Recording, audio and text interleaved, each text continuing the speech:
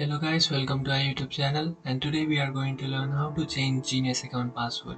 So if you want to change your Genius account's password, first of all you have to open up your Genius account, and after opening your Genius account you have to tap on your profile icon which is on the top right.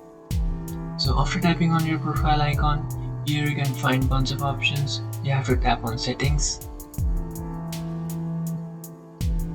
and after tapping on settings, over here you can find password.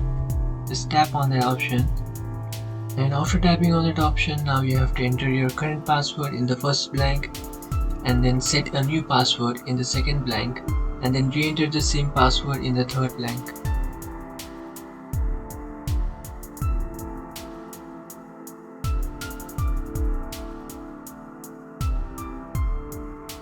And after entering your new password, just tap on update.